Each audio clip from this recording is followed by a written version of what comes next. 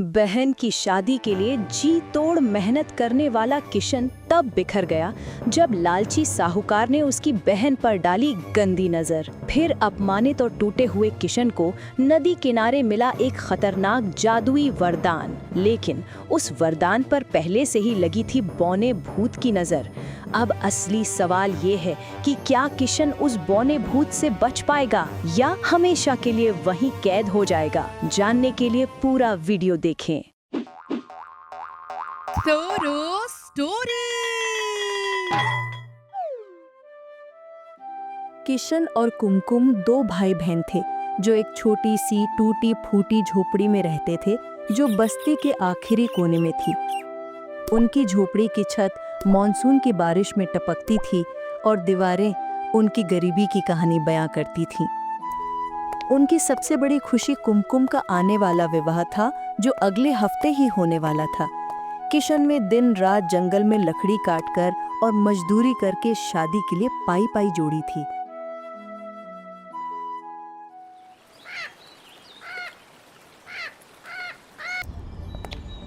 आज किशन रोज की तरह तड़के ही जंगल की ओर निकल गया था। इसी मौके का फायदा उठाकर बस्ती का सबसे लालची और क्रूर साहूकार धनराज उनकी झोपड़ी के द्वार पर आ खड़ा हुआ। उसके माथे पर शिकन थी जो इस बात का संकेत थी कि आज वो केवल पैसे लेकर ही जाएगा। कुमकुम जो अपनी शादी की तैयारियों में व्यस्त थी, साहूकार को देखकर सहम गई। सेठ जी प्रणाम, बैठिए, मैं आपके लिए पानी लाती हूँ। पानी? मुझे तुम्हारी ये झूठी मेहमान नवाजी नहीं चाहिए। मुझे पानी नहीं, मेरा पैसा चाहिए कुमकुम, मेरा पैसा। साहूकार ने एक पल के लिए कुमकुम को ऊपर से नीचे तक देखा और उपहास भरी हंसी हंसा। 6 महीने पहले जब तुम दोनों भाई बहन इस बस्ती में आए थे, तब तो तुम दोनों बहुत सीधे साधे और धर्मपरायण बन रहे थे। बड़ी बड़ी बातें करते थे, कह रहे थे सेठ जी हम मेहनती लोग हैं, किराया समय पर चुकाएंगे, कभी आपको शिकायत का मौका नहीं देंगे। और अब देखो क्या है ये सब। 2 महीने का किराया बाकी है और तुम मुझे रोज नए बहाने सुनाती हो। कुमकुम की आंखें शर्म से झुक गईं। उसके चेहरे का रंग उड़ गया था। सेठ जी हम जानते हैं कि किराया बाकी है, पर आप जानते हैं कि भाई रात दिन मेहनत कर रहा है। बस शादी के बाद आपको आपका पूरा किराया मिल जाएगा। शादी? तुम्हारी शादियां की तैयारी तो जोरों शोरों से चल रही है।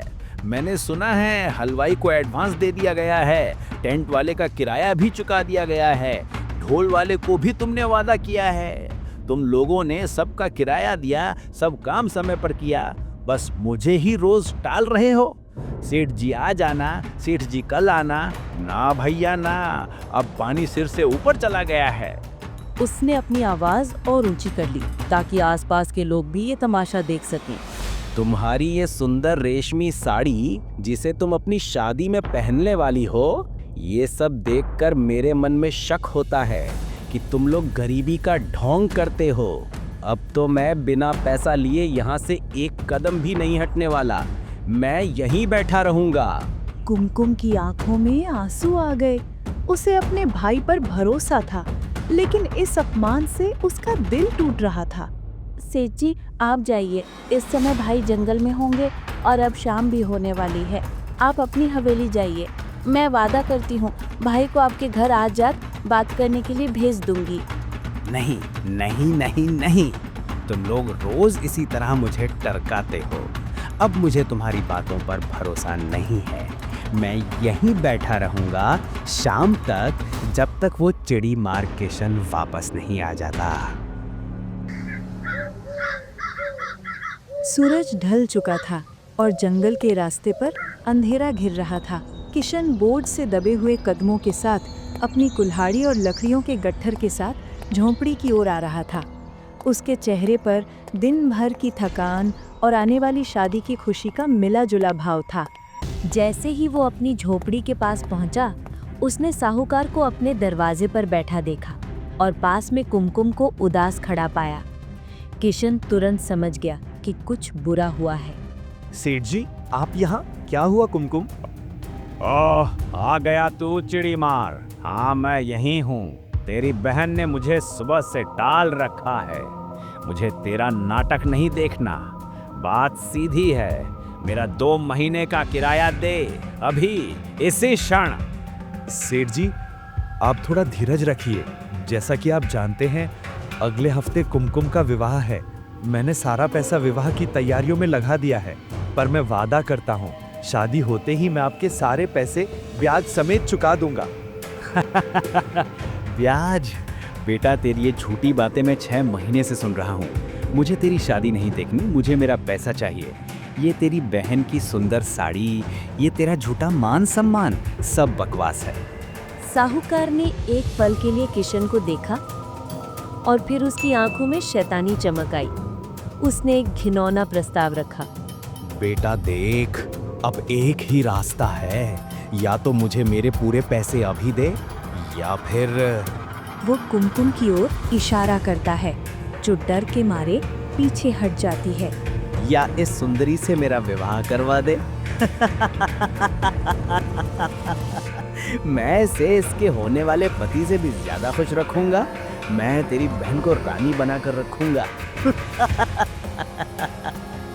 ये सुनकर किशन का खून खौल उठा। उसकी आंखें गुस्से से लाल हो गईं। ये क्या कह रहे हो सेठ? मेरी बहन की शादी अगले हफ्ते है।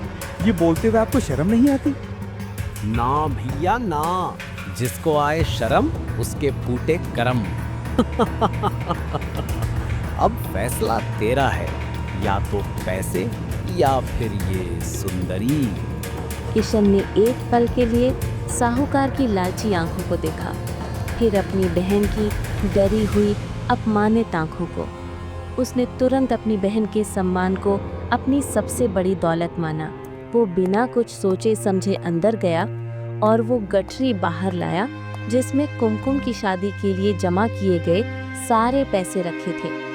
उसने बिना एक भी शब्द बोले वो गठरी साहूकार के पैरों में फेंक दी। ले लो, ये लो अपने पूरे पैसे, और खबरदार जो मेरी बहन को फिर कभी बुरी नजर से देखा, अब तुम यहाँ से जा सकते हो। साहूकार धनराज ने हंसते हुए गठरी उठाई और एक आखिरी उपहास भरी नजर दोनों भाई बहन पर डाली और वहां से चला गया। साहूकार तो चला गया, लेकिन किशन पूरी तरह टूट चुका था। उसने अपनी बहन के विवाह का सपना, अपनी वर्षों की मेहनत, सब कुछ एक पल में खो दिया था। कुमकुम की आंखों में भी आंसू थे, पर उसने भाई के साहस के लिए उसे गले लगा लिया।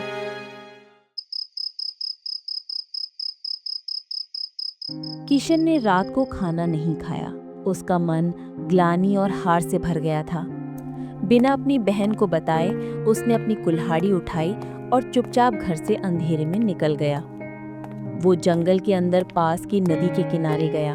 उसके मन में केवल एक ही विचार था, मरना। नदी के किनारे ठंडी रेत पर बैठकर वो फूट फूट कर रोया। ऐसा क्यों हो रहा है मेरे साथ? मैंने तो किसी का बुरा नहीं किया। मैंने तो बस अपनी बहन को खुशी देना चाहा। इस बेबसी और गरीबी में जीने से अच्छा है कि मैं यही। तभी उसकी आंखों के सामने नदी के शांत जल से एक दिव्य प्रकाश ऊपर उठा। जल के भीतर से एक अत्यंत सुंदर, कोमल और प्रकाशमान परी रानी प्रकट हुई। नहीं नहीं, इधर मत प्राण त्यागो। तुम्हारे मरने से ये पवित्र पानी दूषित हो जाएगा। ये हम जल देवियों का घर है।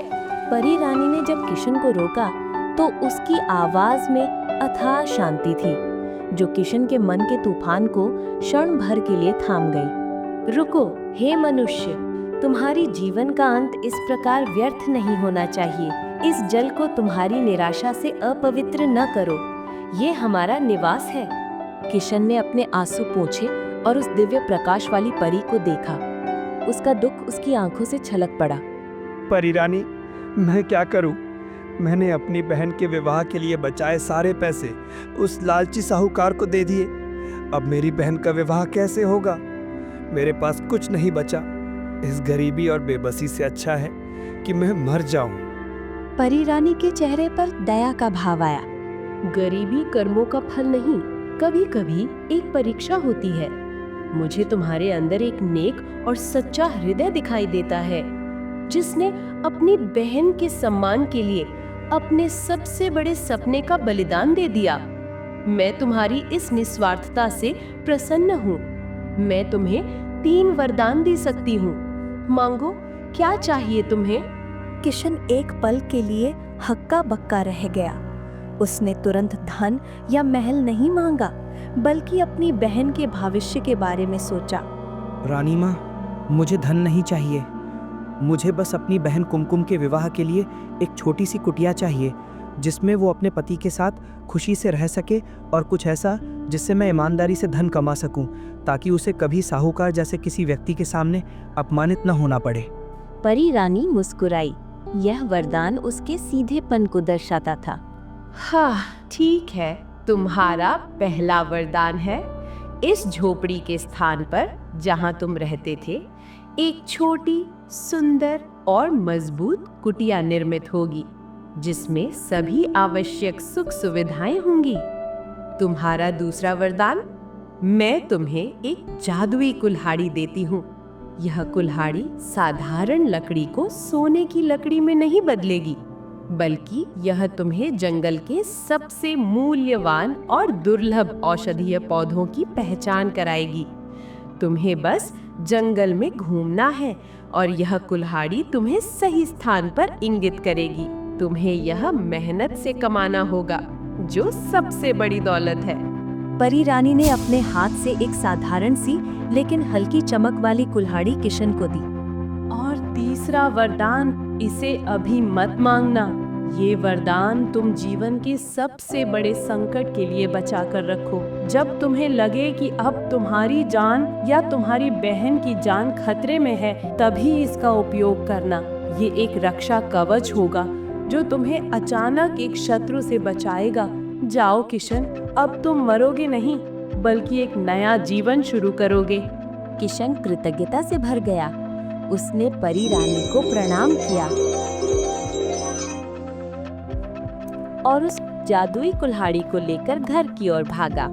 किशन अपनी झोपड़ी वाली जगह पर पहुंचा तो उसकी आंखें खुली की खुली रह गईं। वहां टूटी फूटी झोपड़ी की जगह छोटी, साफ सुथरी, पत्थरों और लकड़ी की एक सुंदर कुटिया खड़ी थी, और अंदर सभी आवश्यक वस्तुएं की।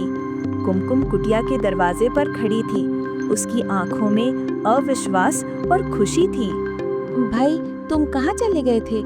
और ये क्या हुआ? ये कौन सी चमत्कार है? नहीं कुमकुम, ये सपना नहीं, ये परी रानी का वरदान है।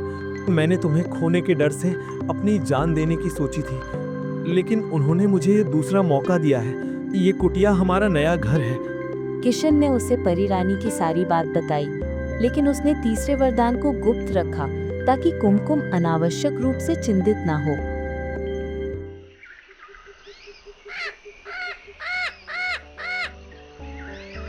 अगले दिन से किशन ने जादुई कुल्हाड़ी लेकर जंगल जाना शुरू कर दिया। कुल्हाड़ी ने जैसा वादा किया गया था, उसे संजीवनी और दिव्य औषधि जैसे दुर्लभ पौधों की पहचान कराई। वो कुल्हाड़ी दिखने में साधारण थी, पर जैसे ही किशन किसी दुर्लभ पौधे के पास से गुजरता, कुल्हाड़ी का हैंडल हल्का सा गर्म हो जाता और एक मंद सी रोशनी उस पौधे की ओर इशारा करती जहां सर्दी, बुखार और गंभीर चोटों को ठीक करने वाली अति दुर्लभ जड़ी बूटियां उगती थीं। किशन ने उन्हें खोदा और शहर के वैद्य को बेचना शुरू कर दिया। उसकी ईमानदारी और इन औषधियों के प्रभाव ने उसे जल्द ही एक मान सम्मान वाला और सफल वैद्य सहयोगी बना दिया। उसकी आमदनी इतनी बढ़ गई कि उसने कुमकुम के लिए जल्द ही एक भव्य विवाह की योजना बनानी शुरू कर दी। लेकिन उनकी इस अचानक समृद्धि को देखकर उनका पड़ोसी, जिसका नाम माधव था, वो जलने लगा। माधव एक आलसी और ईर्ष्यालु व्यक्ति था। ये कैसे संभव है? कल तक ये भीख मांग रहे थे और आज इनकी कुटिया महल बन गई। ये किशन उस साहूकार का किराया भी नहीं दे पा रहा था और अब वो सोने के सिक्के गिन रहा है। इसने जरूर कोई काला जादू किया है या किसी कीमती चीज को चोरी किया है। माधव ने किशन से बदला लेने और उसकी संपत्ति हड़पने का फैसला किया। और एक दिन जब किशन बाहर गया होता है तो माधव उसके घर आता है। अरे मेरी बहन कुमकुम, कैसी हो? और सब कुशल मंगल है ना? हाँ हाँ माधव भैया, सब ठीक है। जब से किशन भैया को वो परे की जादुई कुल्हाड़ी मिली है, तब से तो हम लोगों की किस्मत ही बदल गई। और आप बताइए, आपको कुछ चाहिए है क्या? अरे नहीं नहीं, मैं तो यहीं से गुजर रहा था तो सोचा हाल चाल लेता चलूं। अच्छा बच्चू, ये कमाल है। तभी मैं सोचूं ये फटीचर इतना अमीर कैसे हो गए। आज रात ही इन्हें बताता हूँ।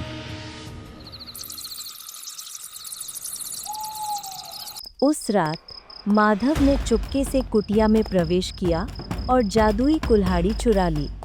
वो तुरंत नदी के किनारे गया जहाँ किशन ने परी से मुलाकात की थी। अगर इस कुल्हाड़ी ने किशन को इतना अमीर बनाया है तो ये मुझे दुनिया का सबसे अमीर आदमी बना देगी। उसने कुल्हाड़ी को नदी में डुबोया और परी रानी को पुकारा, लेकिन परी रानी प्रकट नहीं हुई। इसके बजाय एक बौना भूत वहां प्रकट हुआ जो परी रानी का दुश्मन था। अरे मैया रे, ये ससुरा कौन आ गया? तुम सही जगह आए हो प्यारे। परी रानी अब तुम्हारी मदद नहीं करेगी क्योंकि तुमने ये कुल्हाड़ी चोरी की है, इसलिए तुम मेरे हो। तुमने चुराई हुई वस्तु से वरदान मांगा है, लेकिन मैं तुम्हारी मदद कर सकता हूँ। मैं तुम्हें एक दिन में एक सोने का सिक्का बनाने वाला यंत्र दूंगा, लेकिन बदले में तुम मुझे ये जादुई कुल्हाड़ी मुझे दे दो क्योंकि इसकी शक्ति मुझे पसंद है। माधव ने तुरंत लालच में आकर समझौता कर लिया और गांव में ये बात फैला दी कि किशन एक दोषी है जो तंत्र मंत्र करता है, इसलिए वो बहुत अमीर हो रहा है। जंगल की जादुई रहस्यमयी जड़ी बूटियां बेच रहा है, जिससे जंगल की संपत्ति नष्ट हो रही है। संपत्ति को चुराता है और उसकी सारी कमाई अवैध है।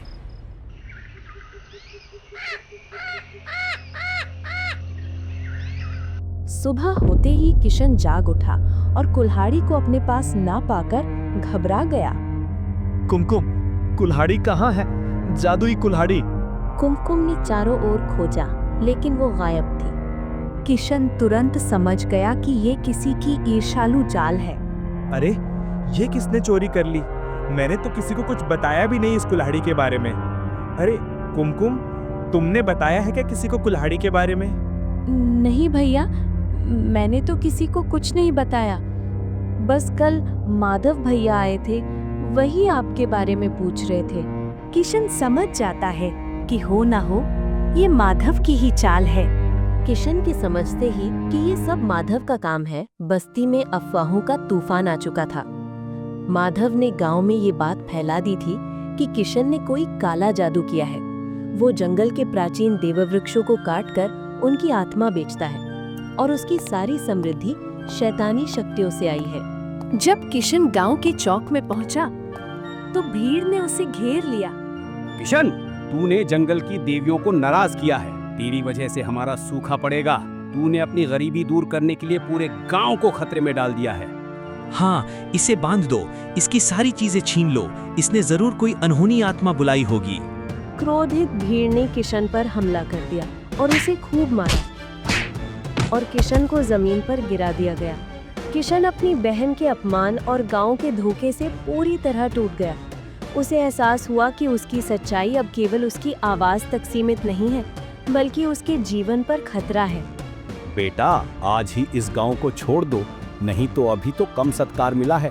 कल हम फिर आएंगे। अगर तू और तेरी बहन यहाँ दिखे ना, तो समझ लेना हम फिर क्या करते हैं। किसी ने उसकी एक न सुनी और किशन जैसे तैसे नदी किनारे पहुंचा। इस बार वो मौत से नहीं, बल्कि दुष्टता की शक्ति से डर रहा था।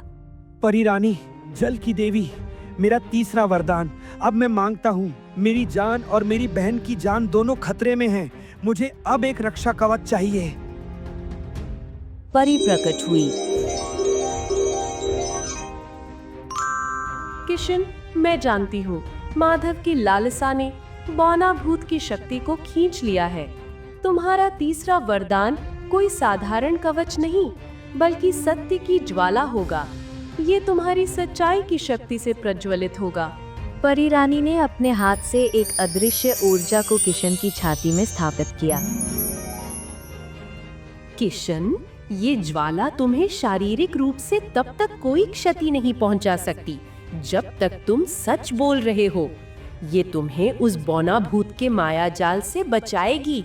अब सुनो, बौना भूत ने कुल्हाड़ी लेकर उसे एक जादुई कंदरा में छिपा दिया है, जिसे केवल लालच और झूठ की ऊर्जा से खोला जा सकता है। तुम्हें अपनी सच्चाई से उस कंदरा को तोड़ना होगा। यदि तुम बौना भूत के 3 झूठों का सामना कर सके तो तुम कुल्हाड़ी वापस पा लोगे। यहाँ से 5 कोस दूर जाओ, यहीं नदी किनारे तुम्हें एक गुफा मिलेगी, उसी में वो बौना भूत है।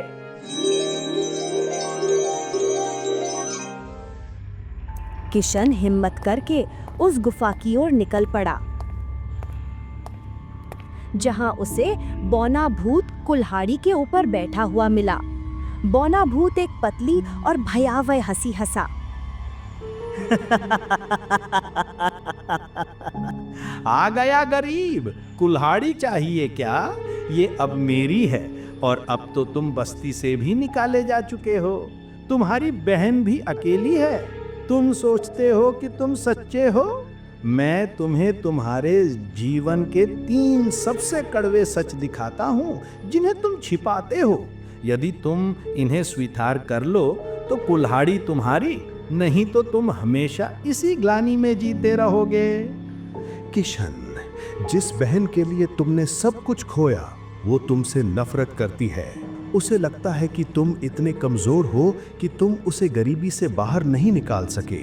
उसने तुम्हारी जादुई कुल्हाड़ी का राज माधव को इसलिए बताया ताकि वो तुम्हारी गरीबी और तुम्हारा बोझ अपने जीवन से हमेशा के लिए हटा सके। तुम एक बोझ हो किशन, उसकी शादी हो जाएगी लेकिन वो तुम्हें कभी माफ नहीं करेगी। किशन का हृदय इस वार से फट गया। उसकी आंखें भर आईं। उसे लगा जैसे कुमकुम सच में उसे घृणा की दृष्टि से देख रही है। उसकी छाती में स्थापित सत्य की ज्वाला एक हल्के भूरे रंग में प्रज्वलित हुई, जो संदेह को दर्शाता था। झूठ? हाँ, मैं गरीब हूँ, लेकिन मेरा और मेरी बहन का रिश्ता विश्वास पर टिका है। कुमकुम ने साहूकार के अपमान के बाद मुझे गले लगाया था। वो जानती है कि मैंने उसके लिए क्या कुर्बान किया है। तुम लालच को मेरे प्रेम से नहीं हरा सकते। जैसे ही किशन ने दृढ़ता से सच बोला, उसके हृदय में स्थापित ज्वाला नीले रंग में प्रज्वलित हुई। तुम खुद को नेक मानते हो। सच ये है कि तुम आज भी एक डरपोक आदमी हो। उस रात जब साहूकार ने तुम्हारी बहन पर बुरी नजर डाली, तुम गुस्से में कांप रहे थे, लेकिन तुम अपनी गरीबी के कारण उससे लड़ नहीं पाए। तुमने अपनी बहन के सम्मान की रक्षा हिम्मत से नहीं, बल्कि पैसे फेंक कर की। तुमने हमेशा अपनी बहन के सामने अपनी बेबसी छिपाई। तुम कमजोर और कायर हो किशन। तुम अपने दम पर कभी नहीं जीत सकते थे। किशन को अपने शरीर में भयानक कमजोरी महसूस हुई। उसे वो रात याद आई जब वो साहूकार के सामने असहाय था। उसकी ज्वाला फिर से हल्की पड़ गई और पीले रंग में बदल गई, जो डर को दर्शाता था। झूठ? हाँ, मैं डरा हुआ था लेकिन कायर नहीं। मैंने अपनी बहन के सम्मान के लिए अपनी वर्षों की कमाई का बलिदान दिया। लड़ने से ज्यादा मुश्किल त्याग करना होता है। मैंने जो किया वो प्रेम का बलिदान था, डर का समर्पण नहीं। मेरा परिश्रम ही मेरी सबसे बड़ी हिम्मत है। सत्य की ज्वाला अब लाल रंग में धधक उठी। किशन, मैं तुम्हारी बहन की शादी के लिए तुम्हें पैसे दूंगा। तुम्हारी बहन की अच्छे से शादी हो जाएगी। अब तुम्हें किसी की परवाह नहीं करनी चाहिए। अब ये कुल्हाड़ी सोने की है। गांव वाले बहुत लालची हैं और वे तुम्हें फिर से धोखा देंगे। क्या तुम सच में इस छोटे से गांव में रहकर मेहनत करना चाहते हो और गांव वालों की मदद करना चाहते हो? तुम इस सोने की कुल्हाड़ी को लो, गांव छोड़ो और दुनिया के सबसे अमीर, सबसे ताकतवर आदमी बनो।